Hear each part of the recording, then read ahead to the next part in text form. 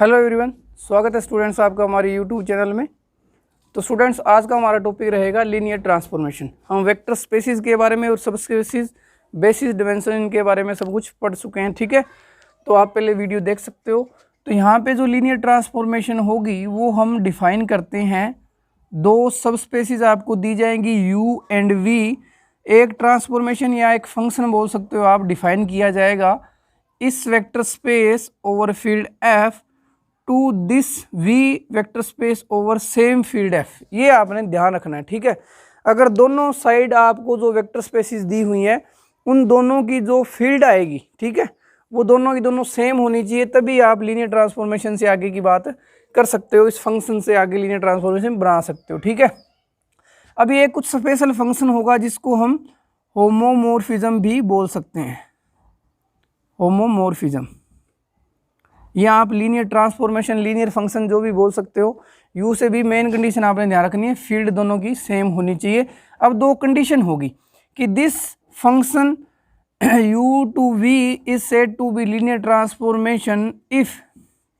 First condition, पहली condition क्या होनी चाहिए इसमें कि जो t है, आप एक साइड u ले रहे हो, एक साइड आप v ले रहे हो। ठीक है जी, और ये ट्रांसफॉर्मेशन t आ गई। तो इसमें हम क्या बोलेंगे, अगर आप u और v दो, u1 और u2 दो एलिमेंट्स लेते हो, दो u के u1 प्लस u2, तो ये लीनियरिटी के साथ ओपन हो सकता है, यानी कि दोनों का मीनिंग सेम रहेगा tu1 प्लस tu2। यानी कि आप ये बोल सकते हो कि जो आपने इंटरनल ऑपरेशन डिफाइन करते हैं ना u के अंदर, वेक्टर स्पेस के अंदर, उसको प्रिजर्व करेगा, उसकी लीनियरिटी को प्रिजर्व कर रहा है। ठीक है, यहाँ पे ऐड दोनों को कर लिया या फिर उनकी इमेजेस लेके आपने ऐड कर लिया, तो मेन आप ये बोल सकते हो कि इसने इंटरनल ऑपरेशन को क्या कर लिया, प्रिजर्व कर लिया। ठीक है, सेकंड, हमने एक्सटर्नल वहाँ पे क्या किया था, ऑपरेशन डिफाइन किया होता है जिसको हम स्केलर मल्टीप्लिकेशन बोलते हैं,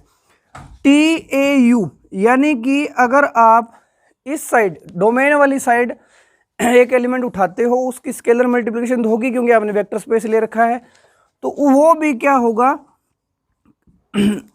उस ऑपरेशन को भी प्रिजर्व करेगा। देखो, एक साइड इसने क्या किया, इस u की स्केलर मल्टीप्लिकेशन की a के साथ, उसकी इमेज ले लो, चाहे आप क्या करो, u अकेले की इमेज लेके क्या कर लो, a के साथ मल्टीप्लाई कर लो। यानी कि इसने स्केलर मल्टीप्लिकेशन वाला जो एक्सटर्नल ऑपरेशन होता है उसको भी प्रिजर्व कर लिया।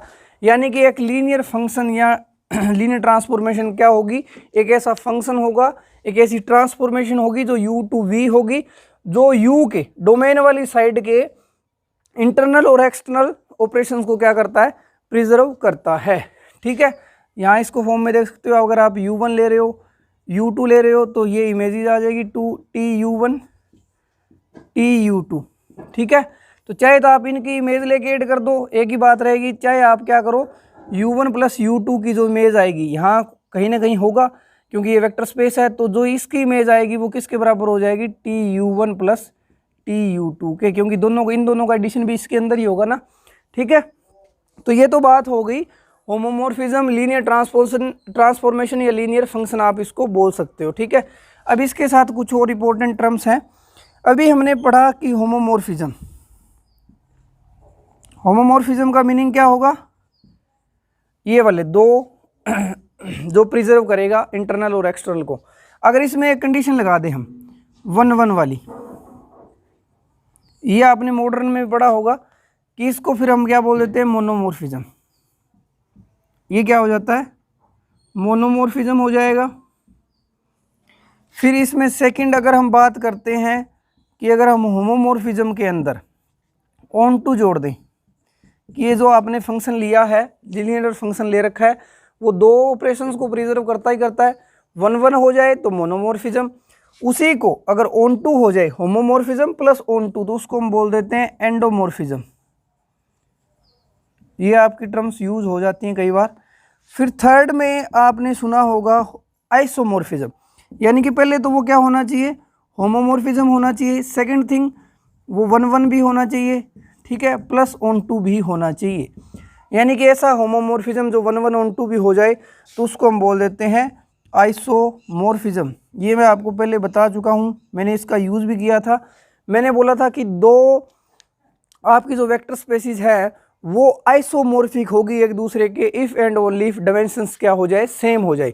और आपने ये भी देखा होगा कि फाइनाइट डायमेंशनल है, ठीक है, दोनों साइड से कोई फंक्शन ले रहे हो, डोमेन और को डोमेन की बात करो तो दोनों साइड अगर डायमेंशन सेम होती है, उसमें से अगर 1 1 आ जाता है तो ऑन टू को इम्प्लाई कर देता है, ऑन टू आ जाता है तो 1 1 को इम्प्लाई कर देता है, ठीक है। तो ये हमारी कुछ इंपॉर्टेंट टर्म्स थी। अब हम चलते हैं इससे रिलेटेड कुछ पर्टिकुलर एग्जाम्पल्स की तरफ, ठीक है, जिनको हमें पर्टिकुलरली पता होना चाहिए। आइडेंटिटी ऑपरेशन है, नॉन सिंगुलर है, non singular transformation, identity, zero transformation, singular transformation, ठीक है, वो डिस्कस करते हैं। अब स्टूडेंट कुछ पर्टिकुलर आपकी लीनियर ट्रांसफॉर्मेशन है जो आपको पर्टिकुलरली याद होनी चाहिए। तो उसमें फर्स्ट हम देखते हैं जीरो ट्रांसफॉर्मेशन, कि जीरो ट्रांसफॉर्मेशन हमें किसको बोलेंगे। तो जब भी ट्रांसफॉर्मेशन डिफाइन करोगे तो आपको दो वेक्टर स्पेस चाहिएंगी ओवर सेम फील्ड के, ठीक है। तो इसका मीनिंग क्या होगा कि जीरो ट्रांसफॉर्मेशन हम इसको कब बोलेंगे, जब दोनों की दोनों क्या होंगी, वो कंडीशन आपकी सेटिस्फाई हो रही होंगी, यानी कि ऐसी ट्रांसफॉर्मेशन जो डोमेन के हर एक एलिमेंट को जीरो पे भेज दे, ऐसा होगा for all u belongs to domain. जो इस साइड लेफ्ट साइड में हमने वेक्टर स्पेस ली होगी, उसका कोई भी एलिमेंट आप उठाओ वो उसकी इमेज क्या देगा, ये जो ट्रांसफॉर्मेशन होगी जीरो ट्रांसफॉर्मेशन, वो क्या करेगी, उसको जीरो की तरफ भेजेगी, यानी कि आइडेंटिटी पे भेज देगी वी के, ठीक है। तो आप इसको जीरो वी लगा सकते हो, ठीक है, ताकि कंफ्यूजन ना हो, ठीक है। और नेक्स्ट हम बात कर लेते हैं स्टूडेंट्स, हमने यहाँ स्टडी किया लीनियर ट्रांसफॉर्मेशन, क्या था, यू से वी पे जा रहा था, हमने जीरो ट्रांसफॉर्मेशन को क्या बोला था, ट्रांसफॉर्मेशन बोला था इसको, ठीक है। अब एक टर्म आती है लीनियर ऑपरेटर, लीनियर ऑपरेटर। तो आपने कंफ्यूज नहीं होना, लीनियर ट्रांसफॉर्मेशन और लीनियर ऑपरेटर में जस्ट इतना डिफरेंस है कि वो लीनियर फंक्शन तो आपका होगा ही होगा, लेकिन उसमें दोनों तरफ क्या हो जाती हैं, सेम वेक्टर स्पेसिस आप लेते हो, ठीक है। अगर ऐसा लीनियर फंक्शन या ऐसी लीनियर ट्रांसफॉर्मेशन जिसमें डोमेन साइड और को डोमेन साइड दोनों साइड अगर आपकी वेक्टर स्पेसिस हैं वो क्या हो जाए, सेम हो जाए, तो आप उस फंक्शन को, लीनियर ट्रांसफॉर्मेशन को क्या बोल देते हो, लीनियर ऑपरेटर, ठीक है। ये आपने ध्यान रखना है। अब थर्ड इसी में हमें देख लेते हैं, आइडेंटिटी के बारे में बात करते हैं कि आइडेंटिटी ट्रांसफॉर्मेशन बोले या आइडेंटिटी ऑपरेटर बोले, यहाँ पे क्वेश्चन ये है। तो हम पहले क्या करते हैं, आइडेंटिटी की डेफिनेशन लेते हैं। आइडेंटिटी की डेफिनेशन क्या होती है कि एक ऐसा आई यू से वी, पहले हम मान लेते हैं कि इसको हम ट्रांसफॉर्मेशन तो होगा ही होगा, पक्का है। अब इसको ऑपरेटर बोलेंगे या क्या बोलेंगे वो देखते हैं। अगर मैंने कोई भी यू एलिमेंट उठाना होता है, आइडेंटिटी में हम क्या बोलते हैं कि आप डोमेन साइड वाली में कोई भी एलिमेंट उठाओ उसकी इमेज वही आएगी for all u belongs to u के लिए। अब देखो यहाँ से आपको क्लियर हो जाएगा कि जो u है, u की इमेज u पे आएगी। अगर मैंने v और u को अलग अलग कर दिया तो क्या पता वो u जो इसमें आ रहा है वो इसमें हो ही ना, समझ रहे हो ना, ठीक है। तो इसलिए हम क्या करते हैं, आइडेंटिटी को ऑपरेटर बोलते हैं, ताकि हमें कन्फ्यूजन ना हो, कहीं ये ना हो कि ये डेफिनेशन तो है फॉलो ही नहीं हो रही हो, इस साइड का u एलिमेंट है उसमें हो ही ना, क्या पता, ठीक है। तो वो ध्यान भी रखना है आपने। तो इसलिए आइडेंटिटी को हम ऑपरेटर बोलते हैं और जीरो को हम ट्रांसफॉर्मेशन बोलते हैं, उसको हम अलग अलग में भी डिफाइन कर सकते हैं। तो यहाँ क्या होगा, u टू u ही जाएगा, ठीक है। तो आइडेंटिटी ऑपरेटर हो गया, जीरो ट्रांसफॉर्मेशन हो गई, 1 1 की बात भी हमने कर ली, 1 1 ऑन टू वो एज इट इज जो फंक्शन में हम बात करते हैं उसी तरह से हम लेते हैं, ठीक है।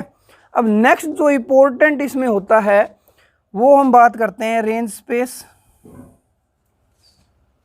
या range of T and kernel of T, या आप इसको नल स्पेस भी बोलते हो, कर्नल ऑफ टी, या इसको बोल देते हो नल स्पेस। अब इनके बारे में अच्छे से डिस्कस करते हैं कि होते क्या हैं, उनके क्या क्या रोल रहता है लीनियर ट्रांसफॉर्मेशन के अंदर, वो सब हम डिस्कस करते हैं। नेक्स्ट स्टूडेंट हमारा टॉपिक रहेगा range of T and null space of T. तो रेंज क्या होता है, हम ट्रांसफॉर्मेशन डिफाइन करते हैं u से v, ठीक है। एक u वेक्टर स्पेस मान लेते हैं, एक v मान लेते हैं, दोनों का फील्ड यहाँ पे सेम रहेगा, ट्रांसफॉर्मेशन t है, ठीक है।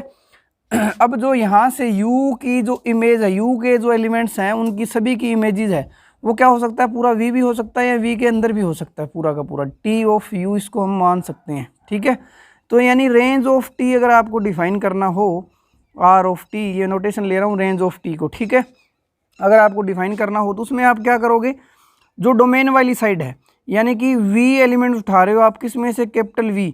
ठीक है, जो फील्ड आपको जो वेक्टर स्पेस दिया हुआ है कोडोमेन साइड वाली, उसमें से कुछ एलिमेंट उठा रहे हो।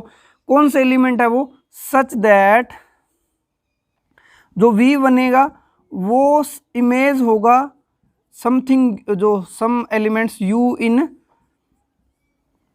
Capital U। ठीक है, जो आपकी डोमेन वाली साइड का U होगा, किसी न किसी U की इमेज बन रहा होगा V।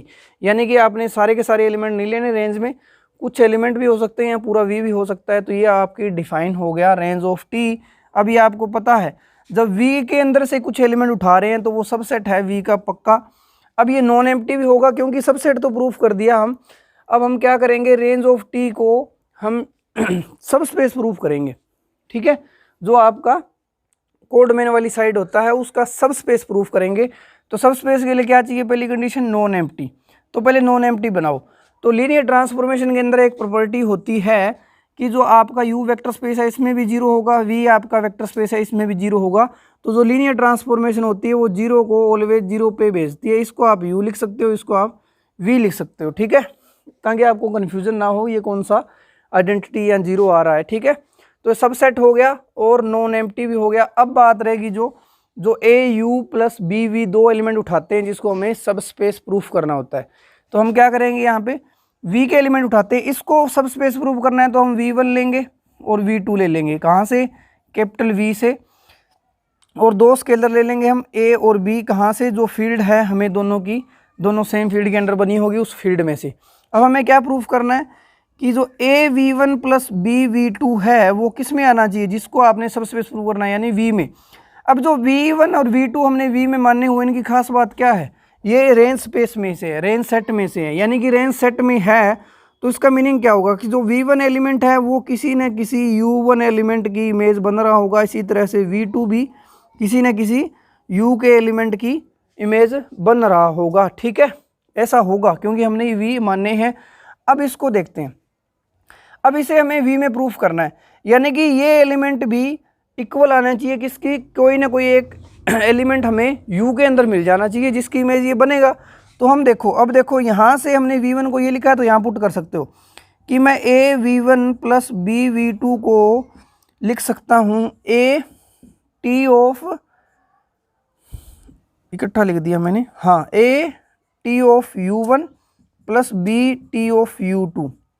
अब लीनियर ट्रांसफॉर्मेशन हमने देखा था कि दो प्रॉपर्टीज हमने स्टडी की थी। TAU को हमने लिखा था AT ऑफ U और TU प्लस V जो था उसको हमने अलग अलग किया था TU प्लस TV। अब आप इसको इकट्ठा करके लिख सकते हो, ये दोनों की दोनों कंडीशन इकट्ठी कर दो तो उसमें क्या हो जाएगा, AU प्लस BV, ये डायरेक्टली ओपन हो जाता है T of U plus BT of V। तो ये चीज़ हमारे पास आ चुकी है, लीनियर ट्रांसफॉर्मेशन है। T लीनियर ट्रांसफॉर्मेशन के लिए हम क्या कर सकते हैं, इसको इकट्ठा कर सकते हैं TU1 और ये आ जाएगा BU2। अगर लीनियर ट्रांसफॉर्मेशन नहीं होती तो हम ऐसा नहीं कर पाते क्योंकि ये लीनियर ट्रांसफॉर्मेशन की प्रॉपर्टी होती है।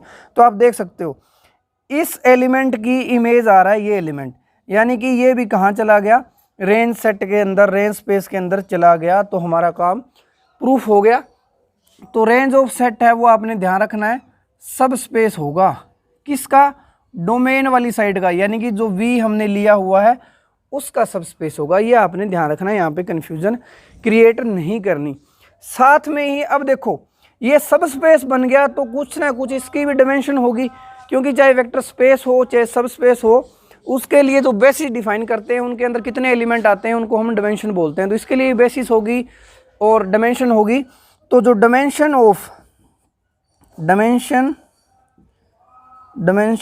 ऑफ RT, यानी कि मैं इसको रेंज सेट से RT से डिफाइन कर रहा हूँ, उसको हम बोलते हैं रैंक ऑफ T।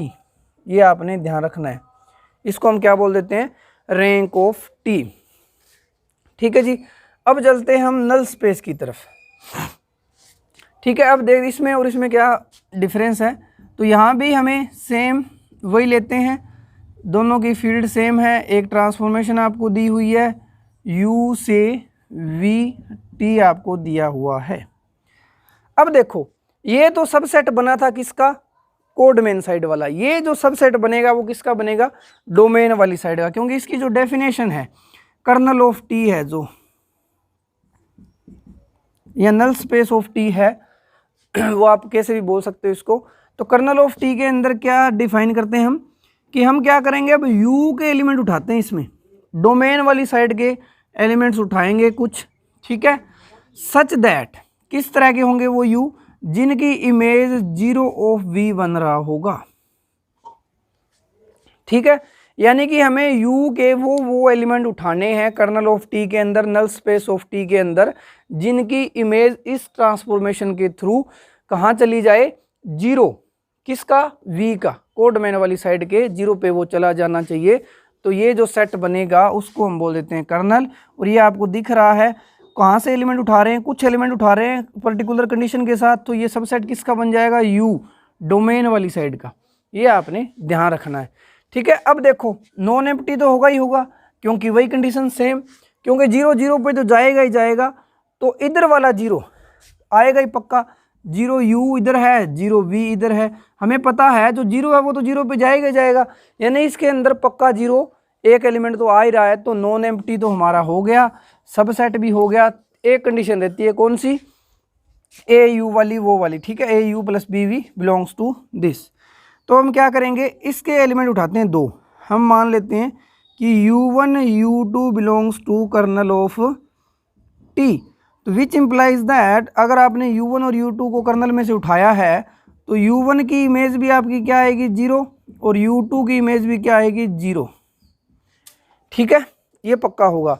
अब हमें करना क्या है, कि हमें करना है ए u1 प्लस बी u2, ये बिलोंग करवाना है कर्नल ऑफ टी में, जहाँ से u1 u2 हमने कर्नल के लिए हुए, ए बी हमने फील्ड में से लिए हुए जो आपको डिफाइन की हुई थी, ठीक है। अब इसको अगर कर्नल में दिखाना है तो यानी कि इसकी जो इमेज है वो हमें 0 प्रूफ करनी है, तो हम स्टार्ट करेंगे इमेज से ए u1 प्लस बी u2। अब टी क्या है, लीनियर ट्रांसफॉर्मेशन है, तो ये ओपन करने का तरीका मैंने यहाँ बताया था, तो ये अलग अलग ओपन हो जाएगा, A T u1 plus B T u2, ठीक है जी। अब जो u1 ये पीछे देखो, क्योंकि u1 u2 कर्नल में लिए थे तो ये हमें इमेजेस आ रही हैं, तो a into 0 plus B into 0, ये 0 बन गया, ये 0 बन गया, ये 0 v आए, इसको 0 v रखो तो ये 0 आ जाएगा, ठीक है। यानी कि हमारा प्रूफ हो गया, यानी कि जो a u1 ये कॉम्बिनेशन है वो भी कहाँ चला गया, कर्नल में आपका चला गया।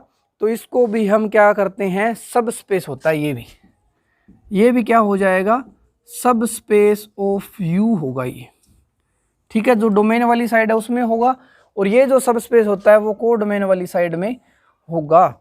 तो देखो एक तरह से वही बातें चल रही है, ये वेक्टर स्पेस था, कर्नल ऑफ टी क्या बन गया, इसका सब स्पेस बन गया, तो इसकी भी कुछ बेसिस होंगी, इसकी भी कुछ डिमेंशन होगी। तो जो डिमेंशंस होती हैं, dimensions of kernel of T, तो इसको हम बोलते हैं नलिटी, ठीक है जी, ये आप ध्यान रख सकते हो। इसको हम बोलते हैं रैंक ऑफ टी, इसको हम बोलते हैं नलिटी ऑफ टी, ठीक है। इसी से आगे हम स्टडी करेंगे रैंक नलिटी थ्योरम। तो आपको ये कुछ टर्म्स इंपॉर्टेंट हैं जो आपको पता होनी चाहिए, और भी बहुत काफ़ी हैं, वो हम क्वेश्चंस के अकॉर्डिंग करते रहेंगे, क्या क्या आपको पता होना चाहिए। तो आपने मेनली पहले इन चीज़ों का ध्यान रखना है, बेसिक्स का आपने ध्यान रखना है, ठीक है जी। नेक्स्ट इंपॉर्टेंट स्टूडेंट रहेगा TU2V, आप कितनी लीनियर ट्रांसफॉर्मेशन डिफाइन कर सकते हो, ठीक है।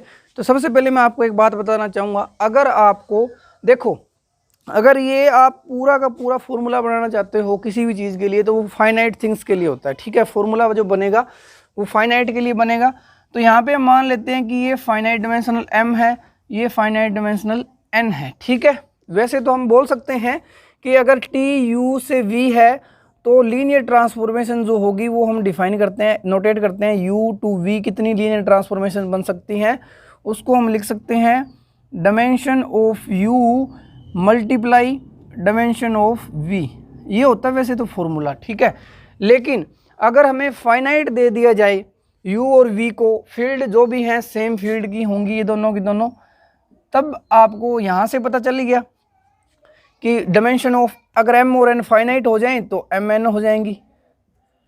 फाइनाइट केस में u टू v कितनी लीनियर ट्रांसफॉर्मेशन हो जाएंगी, m इंटू n, ये हो जाएगा। ठीक है, अब आपने एक बात और ध्यान रखनी है जो आपको काफ़ी क्वेश्चंस में हेल्प करेगी, दिमाग में बिठा के रखना है। अगर आपको एक लीनियर ट्रांसफॉर्मेशन दी जा रही है u टू v, तो उसी के कोरस्पॉन्डिंग आपको एक मैट्रिक्स मिल जाती है उल्टा। अब देखो कन्फ्यूजन जो होती है वो यहीं पे होगी, वो हम जब डिफाइन करेंगे एक लीनियर ट्रांसफॉर्मेशन के कोरस्पॉन्डिंग जब मैट्रिक्स बनाएंगे उसमें आपको ये क्लियर हो जाएगा।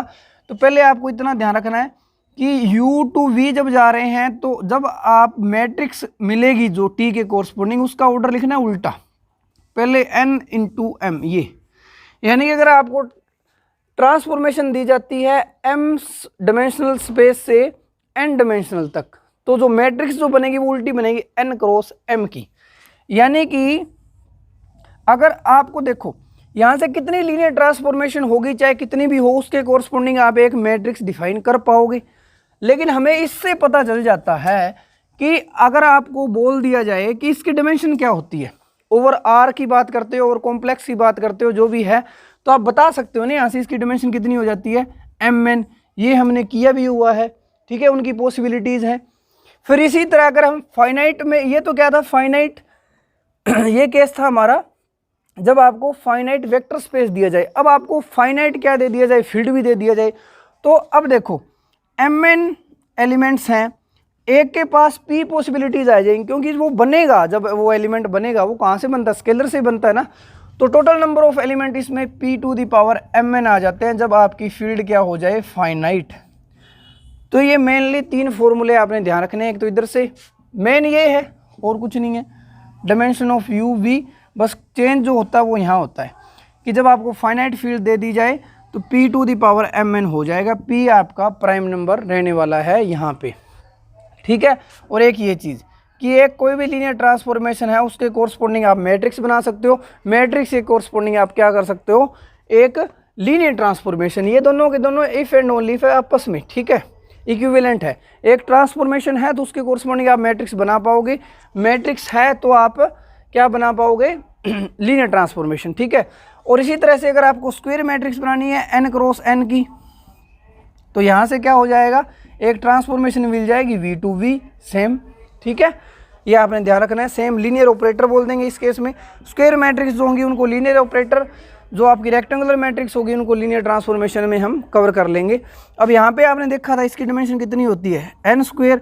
तो यहाँ भी आप बोल लोगे कि अगर आपको फाइनाइट फील्ड नहीं दी हुई है तो आप क्या कर सकते हो, n इसकी डायमेंशन है, n इसकी डायमेंशन है, कितना डायमेंशन होता है एक मैट्रिक्स A का, स्क्वायर मैट्रिक्स का n स्क्वायर ही होता है ना, विदाउट एनी कंडीशन, ठीक है। ये हम मैट्रिक्स के केस में कर चुके, इसलिए मैं क्या कर रहा हूँ, ट्रांसफॉर्मेशन को आप मैट्रिक्स के केस में ले जाके उसको ईजिली समझ पाओगे, ठीक है, क्योंकि हमें मैट्रिक्स में काफ़ी अच्छी पकड़ होती है, ठीक है। अब कुछ और इम्पोर्टेंट टर्म्स की बात करते हैं हम, singular and non singular.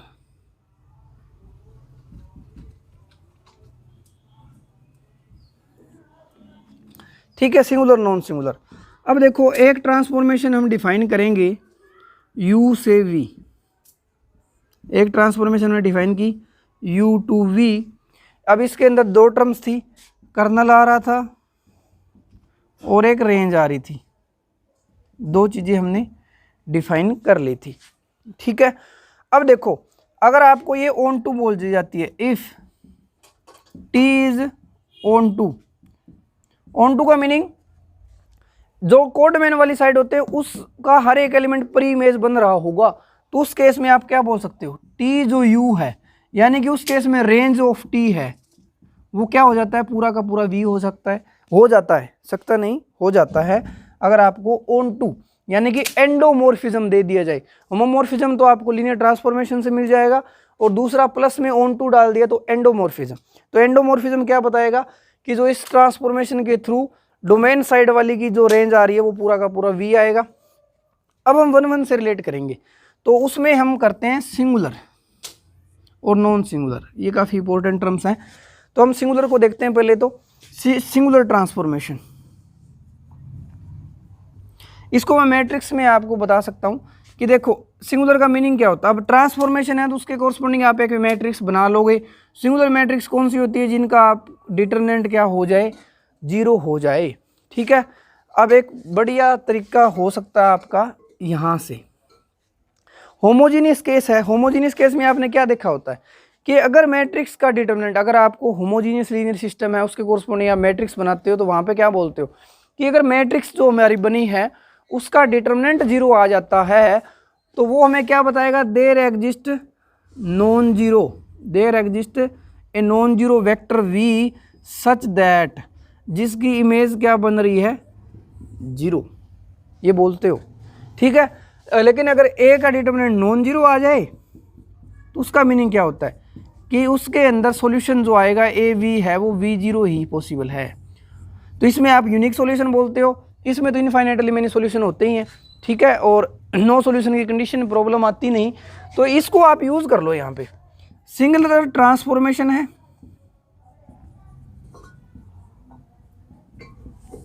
Linear है तो आप यूज़ कर सकते हो वो प्रोसेस, ठीक है।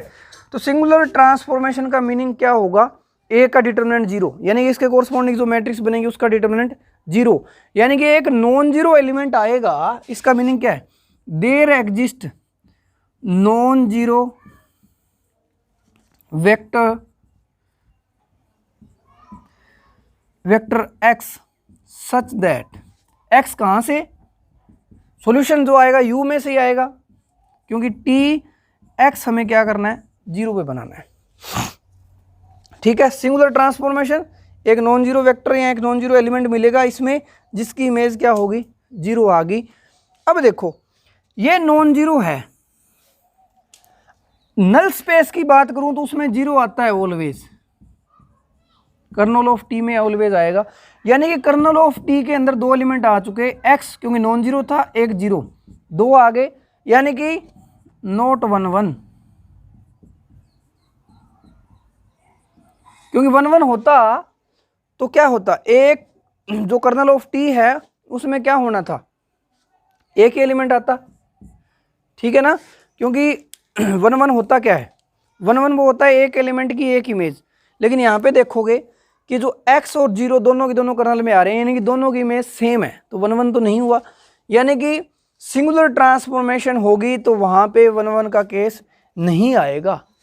अगर 1 1 केस आया तो 1 1 मीन्स कर्नल ऑफ टी उल्टा कर दो, 1 1 कर्नल में ओनली 0 एलिमेंट, तो यहाँ पे 0 एलिमेंट एग्जिस्ट करेगा, यहाँ पे नॉन सिंगुलर, ठीक है जी। तो ये आपने ध्यान रखना है।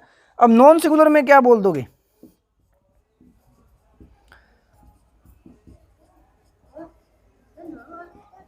Non singular transformation, non singular में क्या बोलोगे, अब ए का डिटरमिनेंट नॉट 0, यानी कि अगर कोई भी एलिमेंट आएगा इसमें तो कर्नल में कौन सा आने वाला है, 0। नॉन सिंगुलर इंप्लाइज 1 1, और 1 1 इंप्लाइज कर्नल ऑफ टी में क्या आएगा, ओनली 0 एलिमेंट। ये आप प्रूव भी कर सकते हो, ठीक है। तो यहाँ से आपको ध्यान रखना है कि non singular transformation if and only 1 1, यहाँ बोल सकते हो if and only if kernel of T belongs only 0 element, क्योंकि ये दोनों हैं, 1 1 है तो कर्नल में टी में 0 एलिमेंट आएगा, अगर ये 0 है तो उसमें 1 1 हो जाता है। वहीं से हम इसको रिलेट करके बोल देते हैं कि non singular transformation if and only 1 1 या if and only if kernel T of 0। तो ये आप प्रूफ कहीं से भी देख सकते हो, मैं भी करवा दूंगा कि 1 1 जो है वो इंप्लाई करता है कर्नल ऑफ टी में, if and only if condition होती है, और कर्नल ऑफ टी के अंदर ओनली 0 एलिमेंट आ रहा है तो 1 1। 1 1 के लिए हम क्या करते हैं कि 2 एलिमेंट्स की इमेज सेम लेते हैं और क्या दिखा देते हैं, which implies that u1 is equal to u2। तो ये सिंपल सा है, 1 1 लेके चलोगे यानी कि यहाँ से यहाँ तक पहुँच जाओगे, ठीक है। तो 1 1 से कर्नल ऑफ टी में ओनली 0 एलिमेंट ही आएगा। आप उल्टा मान के चलना कि इसमें 0 के अलावा भी कुछ एलिमेंट आ रहा है, लेकिन लास्ट में प्रूफ हो जाएगा कि 1 1 की वजह से कि उसमें तो दोनों एलिमेंट सेम है तो 0 आने वाला है, ठीक है। ये आपने कर लेना है। और उल्टा लेके चलोगे, कर्नल ऑफ टी में 0 0 है तो 1 1 के लिए क्या करोगे, टी ऑफ u1 यहाँ से लेके उल्टा हो जाएगा, ठीक है। तो ये कुछ टर्म थी singular transformation, non singular transformation. तो आप क्या याद रख सकते हो, non singular transformation if and only if 1 1, if and only if kernel of T 0, चाहे आप कैसे भी कर लो, ये इक्विवेलेंट है। ठीक है, अब देखो ये तो काम हमारा हो गया सिंगुलर नॉन सिंगुलर का 1 1 और कर्नल ऑफ टी के अंदर। ठीक है, अब देखना आप कि जब टी आपको v टू v, यानी कि दोनों साइड डायमेंशन अब सेम हो गई, सेम होगी। अब सेम केस में हमने रिजल्ट पढ़ा होता है किसमें, अगर ये ट्रांसफॉर्मेशन 1 1 होगी तो ऑन टू भी होगी, ऑन टू होगी तो 1 1 भी होगी। यानी कि हमें नॉन सिंगुलर बोल दिया जाता है, नॉन सिंगुलर बोलेगा तो हमें पता है 1 1 होनी है, 1 1 होनी है, दोनों साइड डायमेंशन सेम है, तो आपको कई कई जगह ये मिलेगा। जब दोनों साइड, यहाँ पे कंफ्यूजन नहीं होना, देखो सिंपल, जब डायमेंशन सेम नहीं है तो ये केस आपने दिमाग में बिठा के रखना है। लेकिन बाई चांस आपको डायमेंशन सेम दे दी जाती है दोनों साइड, फिर आप रिजल्ट लगाओगे, क्योंकि कहीं जगह आपको लिखा होगा कि T is non singular if and only if T is onto, T is non singular if and only if T is 1 1। ठीक है, ऐसा लिखा होगा, क्योंकि 1 1 वाला तो समझ आ जाएगा हमें कि 1 1 से कर्नल ऑफ टी है, ऐसा करके हम यहाँ से घुमा फिरा के कर लेंगे। लेकिन ऑन टू वाला दिमाग में नहीं बैठता कि नॉन सिंगुलर ऑन टू कैसे बन गया, तो वो ध्यान रखना है, क्योंकि ऑन टू बोल दिया सेम डायमेंशन है तो 1 1 को इंप्लाई कर देगा, 1 1 वाला इंप्लाई है वो नॉन सिंगुलर को इंप्लाई करेगा। ठीक है, तो इस तरह से ये बहुत सारे रिजल्ट हैं, वो हम क्वेश्चंस के अंदर देखेंगे। ये मैं इसलिए करा रहा हूँ क्योंकि अगर मैं सीधा क्वेश्चंस करवाता वहाँ पे ये कुछ टर्म्स थी जो आपको क्लियर नहीं हो पाती। ठीक है, तो नेक्स्ट वीडियो से हम क्वेश्चंस करने शुरू करेंगे।